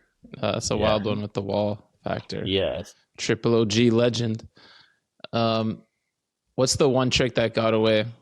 There was this spot in Sydney, it was at the Powerhouse Museum, and it was like this really long, like, I don't know, you don't even call it a set of stairs. It's like probably like a 10 stair, but you know, like each stair is like a meter. So just this long set, but on the side it had this bank, and it kind of ran the whole way across. But the bank was like just steep enough where it was like semi like wall ride-ish, but like kind of bankish. It was on the cusp of like, you couldn't just cruise on it. So I went back there so many times, and I tried to like wall ride essentially like the whole thing, which is like really far. And I remember like you just have to start at the end of the museum, and you'd run as fast as you could, push as many times as you could, ollie on, and then by the time like your speed would like hang on to the wall or the bank, it would just start like cessing down because you start slowing down. Yeah. And at the end you had to ollie out as far as you can. But like with all these things connected, it like you could do it. And I like stomped this thing so many times, and we were like going like dumb early in the morning, like dealing with the same security guard, like getting our shots in. And we went there like, I don't know, probably like 3, 4, 5 times. I would like stomp it every time, couldn't roll away. And then this museum's probably been there for like 100 years. And then like the next week or the next month, they just demoed the whole spot, like the whole area. Damn. And it was just like, fuck, like it wasn't Just even gone. knobbed or anything. It wasn't like there and you could like maybe fix it. It was just gone. And it was like pretty heartbreaking. Hey. Yeah. Damn, that's rough. Yeah. Sounds like it would have been an epic clip too. Yeah. What's the biggest bunt you've ever witnessed? Probably like solo bunt.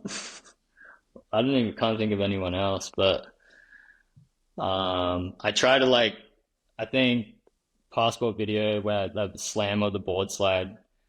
I think previous to that, I wanted to like grind this long rail, like a handrail, and I'd like hadn't really skated rails at the time, but I was like, fuck, it'd be sick to have like a big handrail in your park, blah blah. And I like went there and it was like one that people have skated. It's like tiny, but it's in the middle. It's like probably like a fucking 19 stair or something, but it's just like a long flat bar. And then I went there and I probably like talked myself out of like thinking it was cool to like even try it. So then I like saw a pole and it was like, oh, you could like jam this pole in here and almost like jam grind it. So I like set that up and I was like, fuck, this is actually like really cool. You know what I mean? So I like tried to set that up for a bit, and then we went to like the hardware store, Bunnings, got all this shit, like came back, like got it all like ready to go, blah blah blah, and then like it was all good, and then like just doing those half-ass like pole jams to like not even trying it, and you're just like, it's just like you're not really getting anywhere near the trick, you know what I mean? And then I just kind of was like, fuck, like a lot of stairs. Could probably roll your ankles down those things, you know what I mean? And then just like, I'm kind of over it. But yeah, it's just like this fucking like, waste of time, you know what I mean? 19 stairs fucking sounds good until the day. It sounds way crazier than it was, but like, I mean, dudes have like skated that rail and it's like, I don't know, nothing,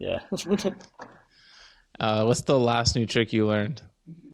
Last new trick, we went on this passport trip to Helsinki a few months ago, and I filmed a frontside nose slide flip out, and that's the first time I've ever done that trick. Sick. Oh, you learned it while filming the clip? Yeah, like love that. Yeah, that was the only time I've ever done it, and I probably won't do another one, to be honest. Love that too. It's in the record books. No need to do that shit again. Yep. Yeah, exactly.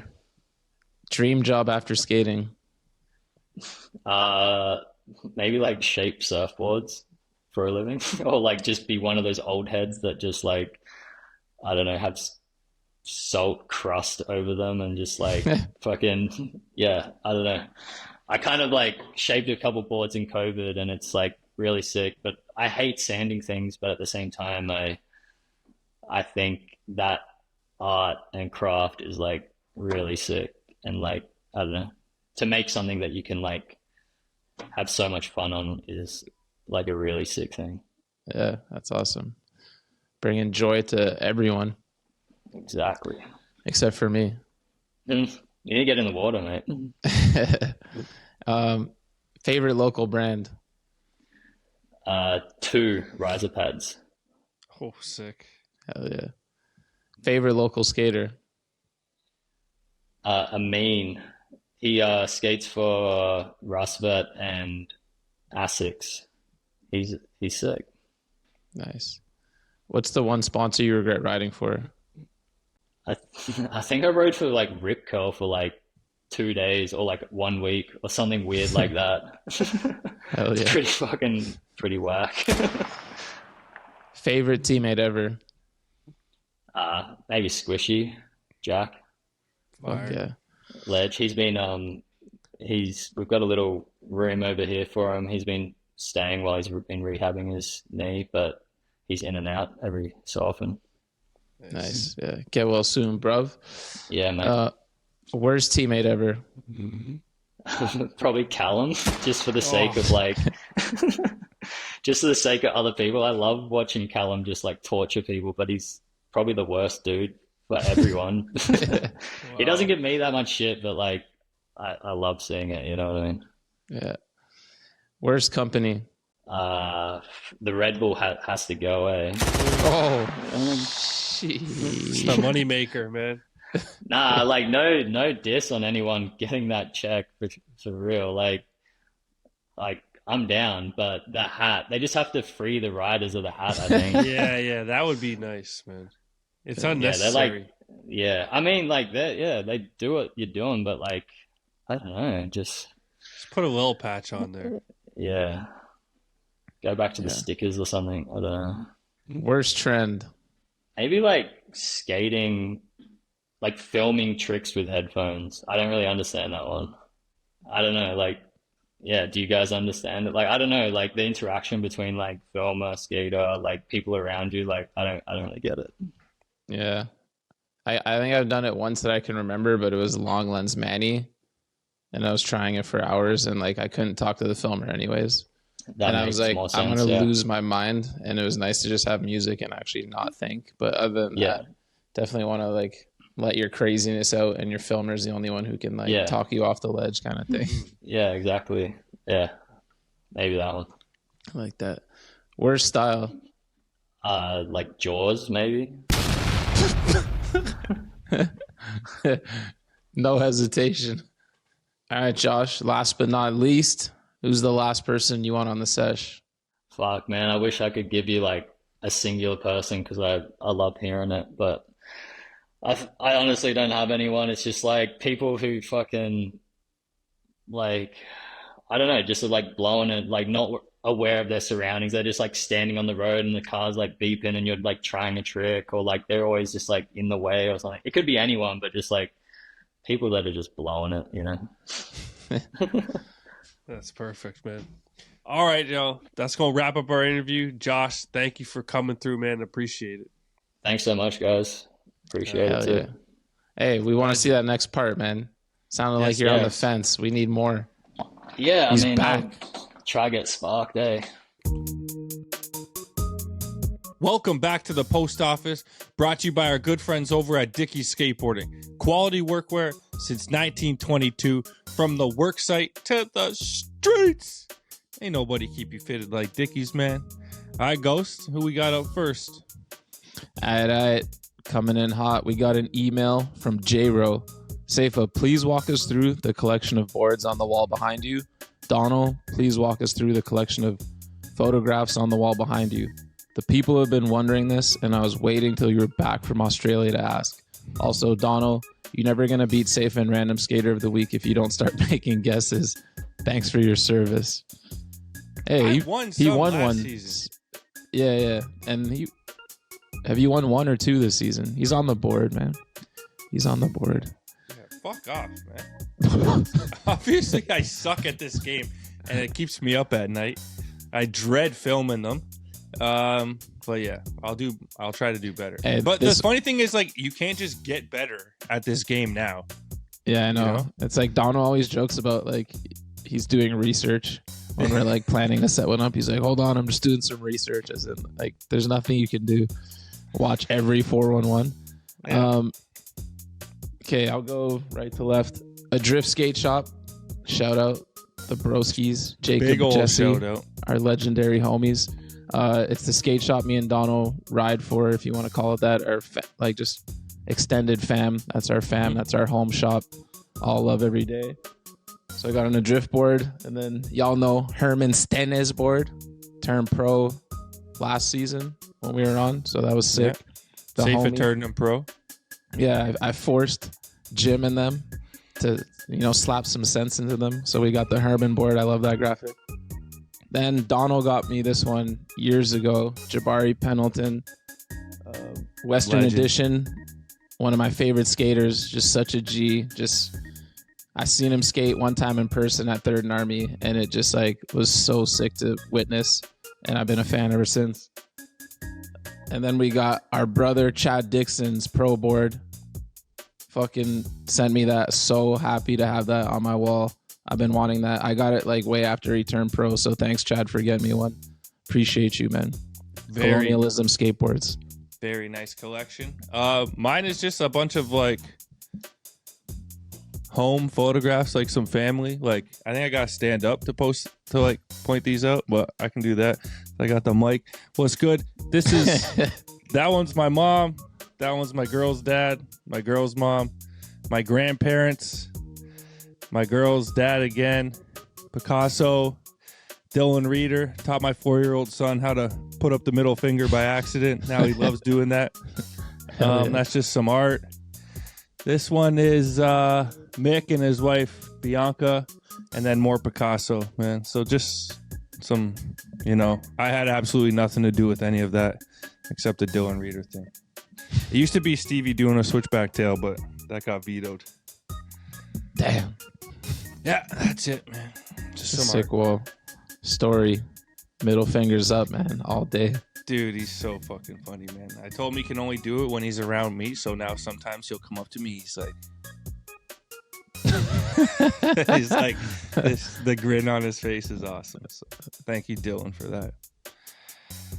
All right. Next up, we've got an email from Stells. A friend of mine told me starting a line or two-piece with a fakie trick is illegal. What are your thoughts on that?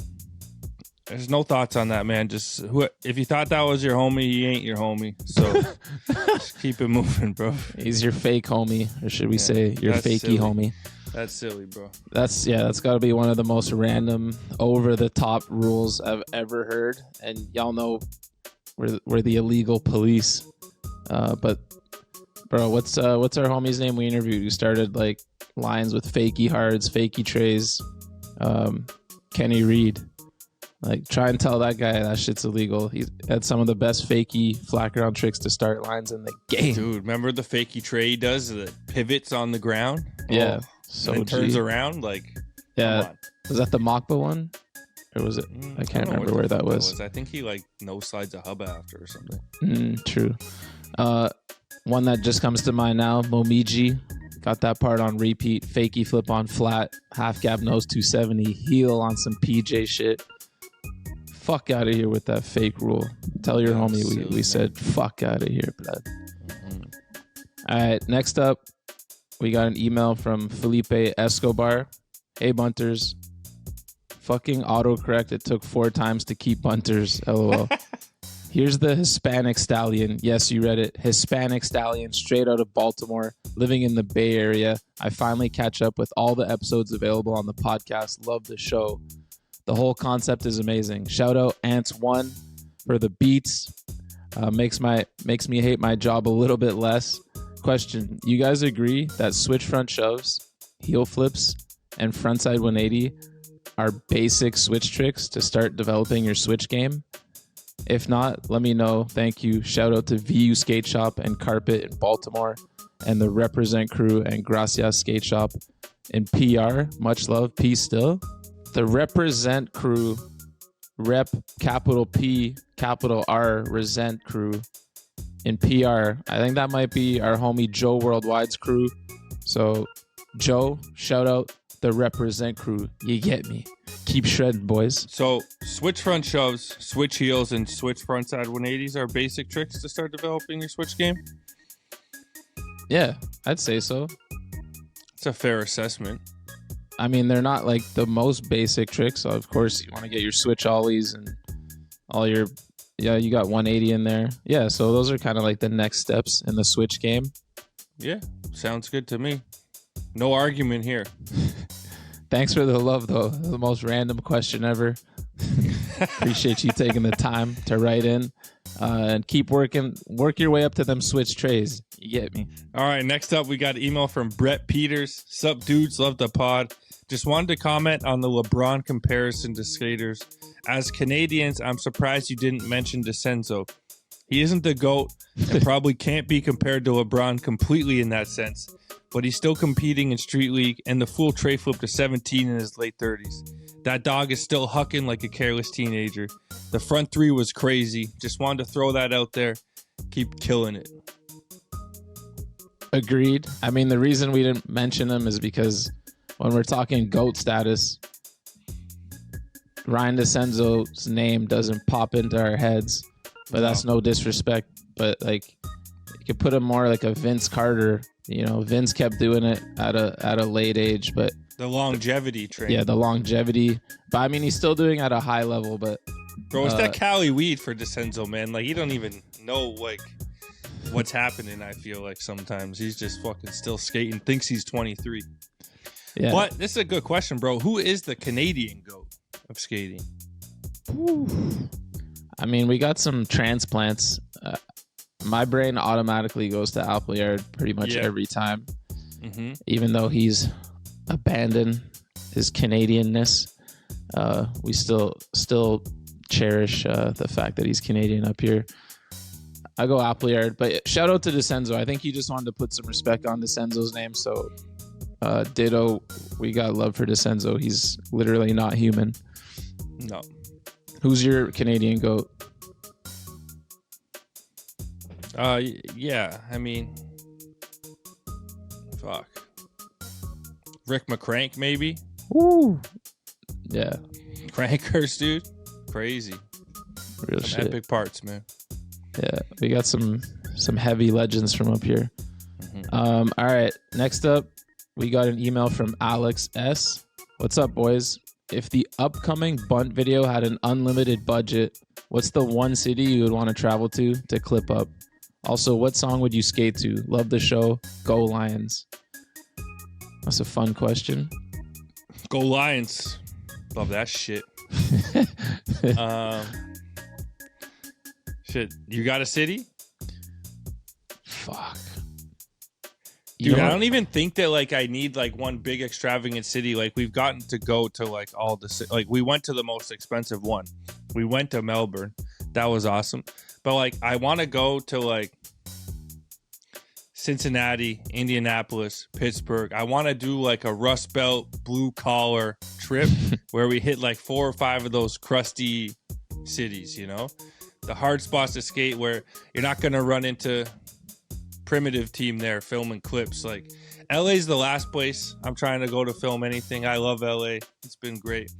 But like that's the type of shit I need to go and try and film a back 50 front 180 in like Indianapolis or something. Yeah. Just being real. I feel that. Nothing's stopping us this spring and summer, man. We'll make it happen. If we're saying unlimited budget, I don't know, but the one that's coming to mind right now, I would love to go to, is it Lisbon? Lisbon, the city that's supposed to have hella skate spots. Like anytime I see the Primitive or whoever the hell go over there, like the spots just look incredible. Our boy Mikey Crack just went there and clipped the fuck up. Lots of ledge spots. I'm just looking for ledge spots these days, man. I'm trying to Atlanta jump too. less. I want to go to Atlanta. And what's your song? You have a song picked so far? I had a song. I asked Burls if we could use it. He said no because someone featured on it is hella canceled. Oh, but what? it's such a waste because they're like just so useless in the song. But anyways, well, maybe by the time the video comes out, it'll be more acceptable. But Interesting.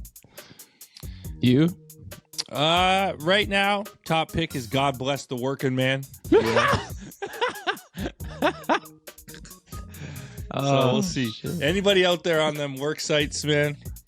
You know, putting in them hard hours. God bless the working man is a good way to get the morale up on the By site. who? You know, let me double check because there's a bunch of them, but there's the one that hits the hardest. Yeah, Dono played it in the van in Melbourne, and the first time around, I was like, "Yo, fuck this track," and then on the like third time, I was like, "God Singing bless." So God bless the working man by Tyler Richton and the High Bank Boys, man. And the picture is a pair of work gloves, so you can't miss it. Great track. Oh, sick. All right, next up, we've got an email from Josh Murphy. Buntholes. First, shout out to the Wheatley episode, truly an all-time best. Second, thank you to our friend Jin Yob Kim for bringing merch from the Melbourne Bunt Jam back to Seoul. Curious to know why the number on the jersey is 16. Any significance here? If you had to pick a number for your personal jerseys, what would you pick and why? P.S. Seifa, come to Seoul. We know you're a fan. Very nice. I would love nothing more than to pull up to Seoul. I will one day. That's a guarantee. That's a ghost guarantee. You heard? Whoa, I like that. Ghost lock of the week. Bro, number 8 for me all day, every day. No way around it. Kobe Bryant. When I turned 8 years old, I thought I was so mature because, you know, I don't know about other people, but when my 5th birthday would happen, let's say, I'd be like, 5 is my favorite number. And I turned 6. 6 is my favorite number. Yeah, and I turned 8, and I was like, you know what? I'm mature now. I'm sticking with 8 for life. I was born in 88. Kobe number 8. It's 8 all day. That's dope. As a kid, I always wore number 19 for Steve Yzerman. Now I've switched. I wear 12 for Tom Brady, but still a peasant fan, even in my adult years. But if I had to switch now, I would wear 17. No, number 16 because we started the pod in 2016. That's why number 16 is on a bunch of Bunt merchandise. Yeah. Hell yeah. Sick question. Kamsahamnida.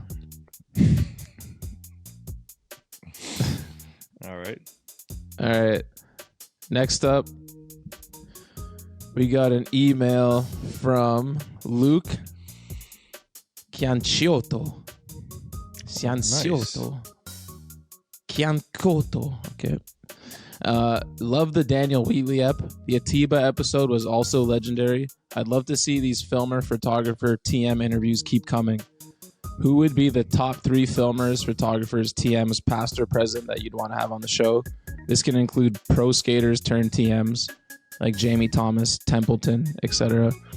But they can only be interviewed from their perspective and experiences as a TM, not as a pro skater. I gotcha. Had to just put a little something extra. Cianciotto. Yeah, obviously these interviews are obviously wicked. We need to get Ryan Allen on at some point.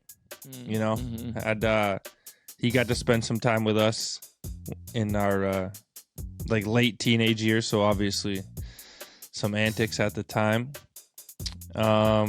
I think I would love to get Justin Regan on. I think that's who was like the America TM during the Mansion and the This Is Skateboarding era, where shit was just hitting the fan left, right, and center. And then maybe French Fred, just because his shit's probably insane. Like Penny, Appleyard, Rally, Arto, like those are the best skateboarders in the world all together at the same time. Probably just owning the game, you know? And then I would say, I mean, we had Beagle, so that was another good one. I don't know where else I would go. Thomas Morrison. Okay, I gotta go with Ryan as well. That's a big bro in the skate world. But he wants to do it in person. That's why it hasn't happened yet. But bro, this guy wants to make his own rules. Like, just hop on the fucking internet. If Ryan comes on though, Ryan, you better not hold back, motherfucker. You better he's one of the biggest shit talkers. I feel like he's made me more of a shit talker and a hater just from being around him in my formative years as a skater. So Ryan, if you come on, we're not holding back. I'd also say Ewan Bowman, Stories for Days, was around the flip team in that era of Payne too. That's our boy too, covering the Bunt Jam. That's all that's popping into mind now. But yeah, I think Luke, point taken. Wheatley, Atiba killed it. We should get more of those going forward for sure. And we won't just talk about it. We'll be about it. Maybe like Sam Smythe. Yo, that'd be sick too, dude. Yeah. Just think of like the epic teams, you know. Templeton. I don't think Templeton's a TM. Dude, we've tried to get Templeton. He's shut me down. I'll try again. Years ago. Yeah. Anyways, nice. We should do that. Next Tim Fulton, we can ask him about coming last, soft, bro. Coming last in our fantasy league, getting the boot, trying to text me on the side and beg to stay in if he beats me. Did you see this weekend? He posted a clip of him feebling the long down rail at lot 11 and wrote, "I was too scared to crooked grind." I love the honesty, bro. Yeah. I love that shit, man. We love you, Tim. Maybe if the whole league votes to keep you in, we'll keep you in, but I already got people saying rules are rules. He's out. So. Who's that harsh? I'm Mason? not saying. It's Mason for sure. I'm not saying. Who would want him out, bro? That's so fucking harsh. Oh shit. Just randomly popped in my head, but speaking of that lot 11, you see Poe Pinson's front crook down that long flat ledge? Yo, I did. That was fucking epic. Epic. Epic clip. I wrote "whoa" to her and we got iced. But shout out Pall. She was shredding in Australia. Shout out Pall. All right. Last email of the week coming off from Rick Pat Maloney. Sup, guys? I got 3 questions. How hard has it been to lock down the Travis Steiger interview? That was one question. Clearly, it's been impossible. I wouldn't even know where to start is the issue, you know?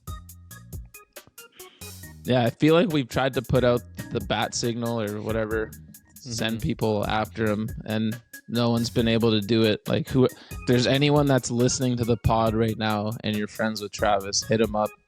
If he says no, it's all good. Feel free to let us know, and we'll stop harassing him. But that's obviously one that would be sick to do. I think we would take any North alumni, you know? Yeah, fuck Ted DeGrow too, man. Ted What's DeGrow. up, baby?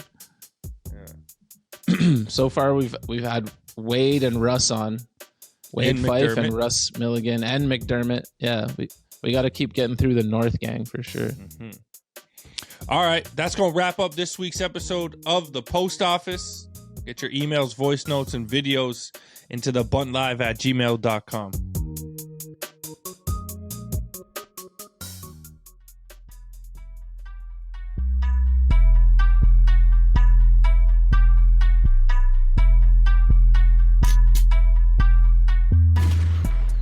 Welcome to the Rundown, the skateboard world source for sports. Ghost, I'm going to read you a quote from a current NFL quarterback's ex-girlfriend. Oh shit! The relationship caused me to lose my soul, happiness, and joy in life. And I felt depressed and was at the lowest point in my life because of him. Do you know which quarterback would make this type of impression on a female friend? I do, because I saw that as well. But if I had to guess, and I didn't actually know, I feel like I would guess right. Aaron Rodgers, kook ass, man. Bro, this woman has to film terrible movies like Insurgent and whatever the hell else she's done, which are absolutely unwatchable. But to put a woman through that, man. That's the rough. Jets fans, I feel. But for yo, them. she was in that show, something about like Pretty Little Lies or some shit that was Yeah. epic. No, that I was thought a she was wicked good in that. series. Yeah, Wicked series, yeah. Yeah, she was like the broke one out of all the rich housewives, right? yeah. She was wicked. Oh, I'm glad she's doing better, man. Fucking what could he have done, bro? I mean, aside from being Aaron Rodgers. narcissist of pain. No room for her. I don't know. Yo, they got officially eliminated today with that about Dolphins time. win, man. The Dolphins, are the Dolphins still alive? Because they like when Tua's there, they're a team. Yeah. Without Tua, they're screwed. Today was must win, and they made it happen. So that was pretty impressive. Forced OT, and then what? They get a field goal? No, they got a Jonnu Smith touchdown. Yeah, that was. Epic. I like the Dolphins. Yeah, they're a great. I team. want to see them in the playoffs. It was good. Jalen Waddle's getting back to making catches, scoring touchdowns. I don't think he got a touchdown. Maybe he got a 2-point. Devon Achane. They have a good team, man. Definitely can compete. I think it will be hard for them to get the wild card. But another team with a must win. The Los Angeles Rams got the job done. Game of the week. It had to be game. It was insane. There's like 86 points scored. Going toe-to-toe with Josh Allen, the touchdown machine. Puka Nacua, right now, potentially the best wide receiver in fantasy. I guess, yeah. No one else is really. I mean, Jamar, but you never know when you're gonna get that 40-yard week, no TDs. He's annoying because I was against him today. So when you're just watching someone rooting against them instead of like admiring the skill on display. Bro, they're But force feeding him. Yeah, if I watch it with no bias, like he's a fucking animal out there. He's such a beast. And then having Cup as your 2 is almost like It's unfair. not fair. That's what it takes to beat Josh Allen right now. Like that's how good the Bills have been playing. Fucking insane. The Detroit Lions continue to get it done. Wait, hold on. Okay, I got a question for you. I thought you were going to go to this next. The end of that game of the week, like one of the best games of the season so far, and then ended in disgraceful fashion where we could have had the defense try and make a stop and get Josh Allen the ball one more time. What'd you think of that call to go for a QB sneak when they had 3 timeouts left? The issue I have with the QB sneak is, like, there's teams that know that it's a guarantee. Like, Tom Brady would always run the sneak. Jalen Hurts, clearly, they're the upper echelon of QB sneaks. Like, the tush push cannot be stopped. Like, how do other teams have their QB sneaks stopped? How can they not get that push for 1 yard that Jalen Hurts gets every time? Like, if you know that it's possible you're going to get stopped and the clock will run and you use your timeout, that's not a choice you make to go for that. Yeah. I was so bummed because I'm just like, I was so into that game. It was like the last game going that mattered in the late window. I'm like, how are you going to just, now you got to do an onside kick? That was just, I hate anticlimactic endings. They basically cost themselves the game. And I think Tom Brady's getting way better at announcing week by week. He was terrible.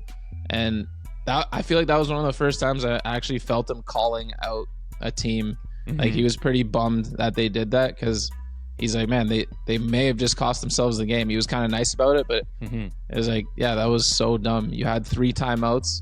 You just throw the ball 3 times. You're like, and that's they literally went only on like first down. 5-6 seconds at a time. Yeah. Getting the run stopped, wrecked the whole game. I agree. Tom Brady getting better. At some points, it sounded like he would have been like smoking cigarettes over the weekend or something like that. His voice was a little. You think that affected Josh Allen's MVP status at all? No, because I think he goes toe to toe with Jared Goff next week, and that's who gets the MVP, man. Winner take all. Yeah, I think it also Lamar not playing this week. He had a wicked game though. Like, he did something that's only been done once in like 1954 or some shit. It was 3 passing TDs, 3 rushing TDs in the same game. So I don't think that like bring it down. And I don't think that was his fault. I'm assuming that was McDermott's call to QB sneak. Bro, I've always said I haven't ever really liked McDermott. He kind of cheeses me. But anyways, the Detroit Lions versus the Buffalo Bills, the battle for MVP, potential Super Bowl matchup. Who you got next week? Bro, all day I'm going with my heart. I'm going with the Lions. Like, I don't like the Bills. Who do you have? That's the question. There's no mystery on my end.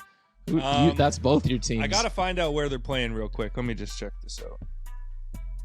Where is it? But I think, if anything, it's in Detroit. I don't think it's Goff's to take if they win. No, although but he has been throwing more lately. I feel like throwing some TDs. I don't think he wins the MVP with this, but he definitely makes it more of a race. If Josh Allen goes to Detroit and beats the Detroit Lions, it's over. Done. It's a wrap, baby. Just like Elijah Burrow, hand the man the trophy. That's it, man. I don't got any more NFL stuff to talk about other than like week 14. Our playoffs were, me and Safa are in a dogfight in one league. I'm good in another. And then my main man, Joel Scullard, ripped my heart out, my chest, and kicked me out the money league. So, hold on. I just want to look at their schedule real quick. Don't have week 18 here. But if they go to Detroit and lose, they'll be up to 4 losses on the season. Then they have New England. That's a guaranteed dub. Then they have the Jets. Pretty much a guaranteed dub. Lamar and them have 5 losses because there's still people saying Lamar is in it if they like win out. Nah. Let me see who they're playing in week 18 though. The Bills. Buffalo. Oh, Baltimore's got Cleveland week 18. Yo, Cleveland loves just stirring like fucking shit up for people. Buffalo against the Patriots again in week 18. Oh, give it to Josh Allen. It's over. Yeah, he's gonna get games, like 12 touchdowns in the last 2 weeks. Oh shit. I mean, it's one of those ones where he's been so close for a bunch of years, and now he's kind of separated from that pack of Mahomes and Hurts this year. And quite frankly, Lamar as well. So we have to. One thing, we have to normalize giving this award to a running back or a wide receiver as well. Like, I know. It's something just has to even the playing field. It's just the nature of it. Most valuable player. Like, how is it not a quarterback on a good team? Yeah. Any NBA news to chat about? Just a couple little standings updates. Since I gave praise to the Magic, they've taken an L. And remember, I said Banchero's been out with I think a shoulder thing for like months or weeks or whatever. Unfortunately, Franz Wagner, who's playing like a literal MVP to keep them afloat, is now dust with the same injury, so he's out. God. So they're starting. They've got no star power whatsoever left. So Magic fans, I hope y'all can hold on. And then Houston, who is in second place, is also. I feel like I jinxed both teams. They've taken L's since then and went from second to fourth. I mean, they were never going to hold on to the second seed. But Wembanyama's been out. He's back. They lost 3 games, 2 without him. He's back tonight, baby. Let's fucking do it. And that's pretty much it. Raptors still tanking away. I love it. Let's get a good pick and rebuild this motherfucker. You see it. Absolutely. The Maple Leafs had a back-to-back Friday and Saturday. We were first place in the Atlantic Division, second place in the Eastern Conference, but 2 bad losses. The Washington Capitals came to town, first place in the East. They beat us in a close one. And then, had to hop on the plane and fly to Pittsburgh, and Sidney Crosby and them old dogs beat us too. So it was a rough weekend for the Leafs, but I still like our fortunes under new coach Craig Berube. Damn, both the legends. Yeah, Ovi's out right now. Oh, is he still? I want him to get that goal count up. I know. I'm really looking forward to Ovi getting that as well.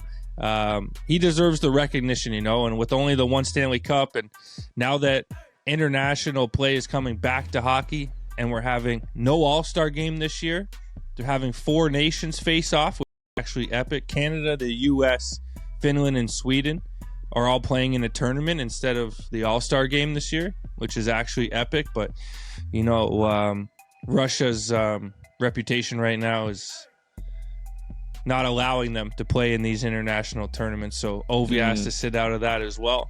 So can't wait for him to get the goals done this year or next year, whenever it happens.